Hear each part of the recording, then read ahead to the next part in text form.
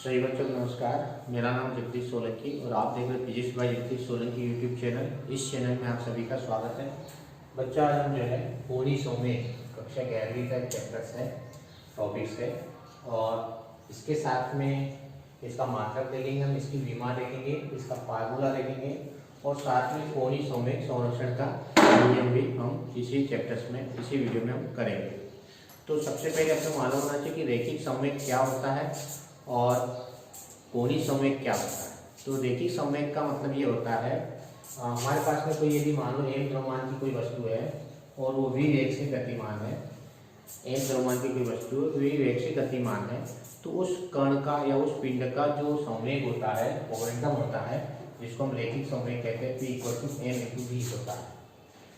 P बराबर m × v होता है। ये हमारे पास रैखिक संवेग की परिभाषा होती है कि किसी पिंड के द्रव्यमान और उस पिंड के वेग, इन दोनों का जो गुणनफल होता है, उस गुणनफल को हम रैखिक संवेग कहते हैं। और वास्तव में रैखिक संवेग क्या होता है कि किसी पिंड का, मान लो द्रव्यमान m है और उसका वेग v है, इनका प्रभाव किसी दूसरे पिंड पर कितना इम्पैक्ट करते हैं। यदि मान लो m द्रव्यमान की वस्तु है और v वेग से चल रही है, तो मान लो किसी वस्तु से टकराती है या इंटरेक्ट करती है, तो उस स्थिति में जब ये टकराएगी तो द्रव्यमान यदि ज़्यादा है और दो वस्तुएं मान लो तो दोनों एक ही वेग से चल रही है, तो जिसका द्रव्यमान अधिक होगा वो ज़्यादा उस पर प्रभाव डालेगी और जिसका द्रव्यमान कम होगा उसका प्रभाव उस पर कम होता है। तो यानी कहने का मतलब उस वस्तु का किसी दूसरी वस्तु पर कितना प्रभाव होता है, इम्पैक्ट होता है, किसका, उसके द्रव्यमान का, या हो सकता है वेग का कितना इम्पैक्ट होता है, कितना प्रभाव होता है। मान लो दो वस्तुएं ज़्यादा वेग से चल रही है, कम वेग से चल रही है, तो जो ज़्यादा वेग से चल रही वस्तु वो यदि किसी वस्तु से टकराएगी तो उसका प्रभाव ज़्यादा होगा, और जो कम वेग से चल रही है और किसी दूसरी वस्तु से टकराएगी तो उसका प्रभाव कम होता है। यानी कहने का मतलब ये होता है कि किसी वस्तु पर द्रव्यमान और वेग, इन दोनों का संयुक्त जो प्रभाव होता है वो प्रभाव क्या कहलाता है, उसका इम्पैक्ट संवेग कहलाता है। अब यदि अपन स्टार्ट में इसकी परिभाषा देते हैं तो किसी वस्तु में गति मतलब उसकी वेलोसिटी और उसकी मात्रा को हम उसका संवेग कहते हैं। संवेग किसको कहेंगे, किसी वस्तु में गति की मात्रा को उसका हम संवेग कहते हैं। कितनी गति है उसमें, कितनी उसकी मोशन है, वो उसकी मात्रा कितनी क्वांटिटी, उस गति के साथ उसकी मात्रा कितनी है, वो उसका क्या कहलाता है, संवेग या लीनियर मोमेंटम, जिसको हम रैखिक संवेग कहते हैं। तो रैखिक संवेग किसको कहेंगे, किसी वस्तु में गति मतलब उसकी वेलोसिटी, मात्रा मतलब मास, किसी वस्तु में गति की मात्रा को उस वस्तु का हम संवेग कहते हैं। यदि गणितीय परिभाषा देते हैं तो किसी वस्तु का द्रव्यमान और उस वस्तु के वेग, इन दोनों का जो गुणनफल होता है, उस गुणनफल को हम उसका संवेग कहते हैं। संवेग किसको कहेंगे, किसी वस्तु के द्रव्यमान और उस वस्तु के वेग, इन दोनों का जो गुणनफल होता है, उस गुणनफल को हम उस वस्तु का हम संवेग या रैखिक संवेग कहते हैं। अब आ जाते हैं कोणीय संवेग की बात करेंगे, एंगुलर मोमेंटम। कोणीय संवेग क्या होता है। अब मान लो कोई वस्तु घूम रही है, रैखिक संवेग में क्या होगा, वस्तु सीधी सरल रेखा में जा रही है और किसी से टकराएगी तो कितना उस पर प्रभाव होता है, वो उसका रैखिक संवेग कहलाएगा। लेकिन यदि कोई वस्तु घूम रही है तो उस घूर्णन गति में, रोटेशनल मोशन में उसकी कितनी मात्रा होगी, घूर्णन गति की जो मात्रा होती है, रोटेशनल मोशन की क्वांटिटी जो होती है, उस घूर्णन गति की मात्रा को हम क्या बोलेंगे, हम कोणीय संवेग कहते हैं। अब जब ये घूमेगी तो उसका द्रव्यमान और वेग भी होगा और उसकी घूर्णन अक्ष से लंबवत दूरी भी होगी, तो इसका उस पर कितना प्रभाव पड़ता है किसी वस्तु पर, ये उसका क्या कहलाता है, एंगुलर मोमेंटम कहलाता है। यानी घूर्णन गति की जो मात्रा होती है, उस घूर्णन गति की मात्रा को हम कोणीय संवेग कहते हैं या एंगुलर मोमेंटम कहते हैं। और यदि हम थ्योरेटिकल परिभाषा के साथ में गणितीय परिभाषा देते हैं तो किसी वस्तु का संवेग और उस पिंड की घूर्णन अक्ष से लंबवत दूरी, किसी वस्तु का संवेग और उस पिंड की घूर्णन अक्ष से लंबवत दूरी, इन दोनों का जो गुणनफल होता है, उस गुणनफल को हम कोणीय संवेग कहते हैं। इसको अपन यहाँ पर L से प्रदर्शित करते हैं। तो कोणीय संवेग की दोनों परिभाषा याद रखना, या साथ हम कह सकते हैं कि रैखिक संवेग, ये रैखिक संवेग है और इसका आघूर्ण मतलब घूमना, जब ये क्रिया रेखा से लंबवत दूरी होगी तो वो वस्तु क्या करेगी, उसके चारों तरफ हम घुमाएंगे। तो किसी वस्तु के रैखिक संवेग के आघूर्ण को हम कोणीय संवेग कहते हैं। ऐसा हम परिभाषा दे सकते हैं। तो किसी वस्तु के रैखिक संवेग के आघूर्ण मतलब उसके चारों तरफ घूमना, यदि लंबवत दूरी ले रखी है तो उस लंबवत दूरी के कारण से क्या होगी, गुणन अक्ष से लंबवत दूरी होने के कारण से वो क्या होगी, वस्तु उस अक्ष के परिसर घूमती है, तो उसको हम बोलते हैं कोणीय संवेग।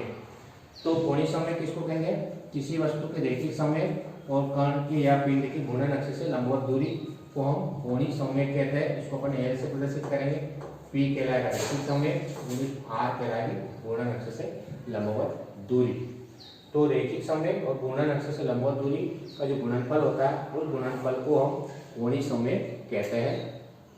यानी रैखिक संवेग के आघूर्ण को, रैखिक संवेग के आघूर्ण को हम कोणीय संवेग भी कहते हैं। और यदि इसमें वेक्टर फॉर्म में लिखना चाहे तो अपन इसको वेक्टर फॉर्म में इस तरह से लिखते हैं, इसको याद ध्यान रखना, क्योंकि सदिश राशि होती है R vector cross P vector, या यदि बीच में से हम क्रॉस हटा देते हैं तो आर पी साइन थीटा लगता है, ये अपने पता होना चाहिए, आर वेक्टर पी वेक्टर और साइन थीटा। तो क्रॉस हटा दे तो बीच में साइन थीटा का हम उपयोग करते हैं। तो जब भी यदि वेक्टर फॉर्म में आ जाए तो L vector equal to R vector cross P vector के रूप में हम लिखेंगे इसको, या L vector equal to R P sine theta के रूप में इसको प्रदर्शित करते हैं।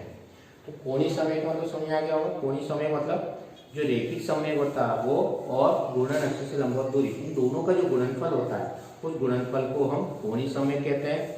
या शॉर्ट हम परिभाषा थ्योरेटिकल ऐसे भी दे सकते हैं कि किसी पिंड के रैखिक संवेग, रैखिक संवेग मतलब पी, और उसका आघूर्ण, आघूर्ण मतलब उसकी लंबवत दूरी का जो गुणनफल होता है उस गुणनफल को हम कोणीय संवेग कहते हैं। इसको हम A vector equal to R vector cross P vector से प्रदर्शित करेंगे यदि सदिश रूप में लिखें। और जब भी क्रॉस हटा जाएगा तो बीच में हमको क्या लगाना है, साइन थीटा का उपयोग करना है, क्योंकि ये सदिश राशि होती है, सदिश में हमेशा क्रॉस लगेगा और क्रॉस हटाएंगे तो साइन थीटा का उपयोग करते हैं। अब इससे इसका हम मात्रक निकालेंगे और इसकी विमा भी हम निकालेंगे। अब ये P जो होता है, P क्या होता है, संवेग, ये अपन ने लिख रखा P इक्वल टू mv लिख सकते हैं, यहाँ पे लिख रखा P इक्वल टू क्या होता है mv द्रव्यमान गुणित वेग। तो इस P की जगह हम mv लिख देंगे तो L बराबर क्या आ जाएगा, L बराबर P इंटू आर होता है और P का मान mv होता है, तो mv इंटू आर हो जाएगा। तो कोणीय संवेग का सूत्र mv rv होता है, ये चीज ध्यान रखना। P into R, P equal to mv, P की जगह mv लिख देना इंटू आर लिख देना, तो mv r। तो इस तरह से कोणीय संवेग L equal to mv r होगा। अब एक सदिश राशि होती है, ध्यान रखना, ये जो होती है वेक्टर क्वांटिटी होती है, क्योंकि क्रॉस प्रोडक्ट होता है, r और p का क्रॉस प्रोडक्ट होता है, क्रॉस गुणा होता है, इसलिए इसको सदिश राशि के रूप में प्रदर्शित करते हैं।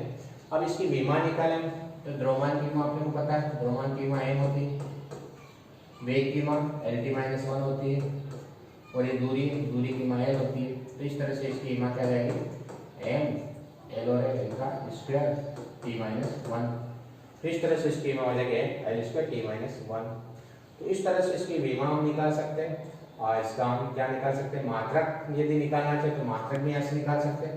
द्रव्यमान का किलोग्राम, यदि हम मात्रक देखें इसका तो द्रव्यमान का क्या रहेगा किलोग्राम, द्रव्यमान को हम किलोग्राम में प्रदर्शित करते हैं। लंबाई को मीटर में, तो मीटर का स्क्वायर अपॉन सेकंड। जब भी माइनस हो तो उसको नीचे लिख देना। तो कोणीय संवेग का मात्रक हो जाएगा kilogram metre square upon second, minus इसलिए इसको बटे लिख दिया, अपॉन लिख दिया। द्रव्यमान का किलोग्राम, लंबाई का मीटर, स्क्वायर लगा देगा, समय का सेकंड, तो माइनस है तो नीचे लिख दिया, तो किलोग्राम मीटर स्क्वायर पर सेकंड इसका ये मात्रक होगा। तो कोणीय संवेग की परिभाषा, किसी वस्तु के रैखिक संवेग के आघूर्ण को हम कोणीय संवेग कहते हैं। गणित की परिभाषा, किसी वस्तु के संवेग और उसकी जो लंबवत दूरी होगी, घूर्णन अक्ष से जो भी हम घुमा रहे हैं पिंड को, उसके जो घूर्णन अक्ष से जो लंबवत दूरी होती है P इंटू आर, किसी पिंड के कोणीय रैखिक संवेग और पिंड की घूर्णन अक्ष से लंबवत दूरी का जो गुणनफल होता है उस गुणनफल को हम कोणीय संवेग कहते हैं। और इसको हम L से प्रदर्शित करेंगे। इसका मात्रक किलोग्राम मीटर का स्क्वायर पर सेकंड होगा और इसकी विमा mn स्क्वायर T-1 होगी। तो इस तरह से, और एक सदिश राशि होगी क्योंकि क्रॉस प्रोडक्ट आता है, और जब भी क्रॉस हटा जाए तो इसमें साइन थीटा का उपयोग करना है। और यदि वेक्टर फॉर्म में पूछे तो L vector equal to R vector cross P vector के रूप में इसको प्रदर्शित करते हैं। अब इसी से संबंधित एक प्रश्न पूछा जाता है कि सिद्ध कीजिए कि कोणीय संवेग संरक्षण, कोणीय संवेग जो होता है वो संरक्षित रहता है, कंजर्व रहता है, हमेशा कांस्टेंट होता है। संरक्षण का मतलब नियत होना, कांस्टेंट होना, उसके मान में कोई परिवर्तन नहीं होता है। तो कोणीय संवेग संरक्षण की जो परिभाषा हमने दे रखी है उसके आधार पर हमने एक फार्मूला डिराइव कर रखा है कि tau equal to dj/dt। Tau मतलब बल आघूर्ण, किसी वस्तु पर लगने वाला बल आघूर्ण कोणीय समय में परिवर्तन की दर के बराबर होता है। ये हमने एक फार्मूला डिराइव कर रखा है कि बल आघूर्ण कोणीय समय में परिवर्तन की दर के बराबर होता है। ये हमारे पास बल आघूर्ण और कोणीय समय में संबंध वाला एक सूत्र होता है। अब कोणीय संवेग संरक्षण का नियम क्या होता है? कोणीय संवेग संरक्षण का मतलब ये होता है कि यदि किसी वस्तु पर कोई बाह्य बल आघूर्ण न लगाया जाए, मतलब कोई बाहर से कोई बल आघूर्ण नहीं लगा है, वस्तु को घुमाने वाला कोई फैक्टर नहीं है, कोई कारक नहीं है, तब उस कंडीशंस में उस पिंड का क्या होगा? कोणीय संवेग हमेशा नियत होता है। कोणीय संवेग क्या होता है? हमेशा कांस्टेंट या नियत होता है। इसे कोणीय संवेग संरक्षण का नियम कहते हैं। कोणीय संवेग संरक्षण का नियम किसको कहेंगे? यदि मान लो कोई पिंड है हमारे पास, उस पिंड पर टाउ का मान 0, टाउ 0 मतलब बल आघूर्ण नहीं लगाया जाता है, तब कंडीशन डाल, किसी पिंड पर कोई बाह्य बल आघूर्ण न लगाया जाए तब, या आरोपित न किया जाए तब, कोई अप्लाई नहीं हो रहा टाउ, टाउ मतलब टार्क, टार्क का मान 0 है, कोई बल आघूर्ण नहीं लग रहा है तब। यदि किसी पिंड पर कोई बाह्य बल आघूर्ण नहीं आरोपित होता है तब उस पिंड का कोणीय संवेग, जिसको अपन जे से प्रदर्शित कर रहे हैं, एल हमेशा क्या होता है? कांस्टेंट होता है या नियत होता है। इसको हम कोणीय संवेग संरक्षण का नियम कहते हैं। यहाँ एल से ले ले या जे से ले ले, दोनों सिंबल इसलिए मैंने दोनों ले रखे, कहीं कहीं एल ले रखा, कहीं कहीं जे भी ले रखा। तो कोणीय संवेग का सिंबल एल भी है और जे से भी हम इसको रिप्रेजेंट करते हैं, प्रदर्शित करते हैं, ध्यान रखना। तो क्या हो जाएगा? कोणीय संवेग संरक्षण का नियम क्या होगा? यदि किसी पिंड पर कोई बाह्य बल आघूर्ण न लगाया जाए तो इस पिंड का कोणीय संवेग हमेशा नियत होता है।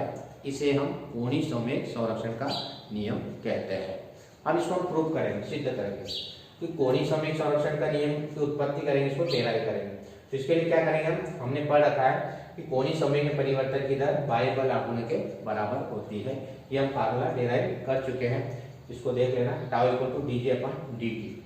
अब यदि टाउ इक्वल टू 0, यानी कहने का मतलब कोई बल आघूर्ण न लगाया जाए, तो टाउ की जगह 0 रख दो और dt का मल्टीप्लाई कर दो, तो dj इक्वल टू क्या जाएगा? 0। या dj इक्वल टू 0 मतलब कोणीय संवेग में परिवर्तन 0, मतलब कोणीय संवेग में कोई परिवर्तन नहीं हो रहा है, यानी j का मान हमेशा क्या होगा? कांस्टेंट होगा, नियतांक होगा, नियतांक होगा। तो इस प्रकार से हम सिद्ध कर सकते हैं यदि किसी पिंड पर कोई बाह्य बल आघूर्ण न लगाया जाए, यानी टाउ का मान यदि 0 है, तो j का मान हमेशा कांस्टेंट होता है। इसको हम कोणीय संवेग संरक्षण का नियम भी कहते हैं। तो समझ आ जाओ, कोणीय संवेग संरक्षण का नियम किसको कहेंगे? यदि किसी पिंड पर कोई बाह्य बल आघूर्ण यानी टाउ का मान यदि 0 हो जाता है, तो उस कंडीशंस में j का मान हमेशा कांस्टेंट होगा। ये कोणीय संवेग संरक्षण का नियम कहलाता है। इसको हम प्रूव भी कर सकते हैं कि टाउ बराबर 0, तो dj इक्वल टू 0, और dj का मतलब क्या हुआ? संवेग में परिवर्तन, कोणीय संवेग में परिवर्तन कितना हो रहा? 0 हो रहा है। इसका मतलब संवेग में कोई परिवर्तन नहीं हो रहा है, यानी संवेग हमेशा क्या हो रहा है? कांस्टेंट या नियत होता है। यदि वीडियो आपको अच्छा लगता है तो आप इस चैनल को सब्सक्राइब करें, अपने दोस्तों के साथ वीडियो को शेयर करें और बेल आइकन के बटन को प्रेस करें ताकि आने वाली वीडियो की नोटिफिकेशन आप तक पहुंच जाए। धन्यवाद। जय हिंद, जय भारत, वंदे मातरम।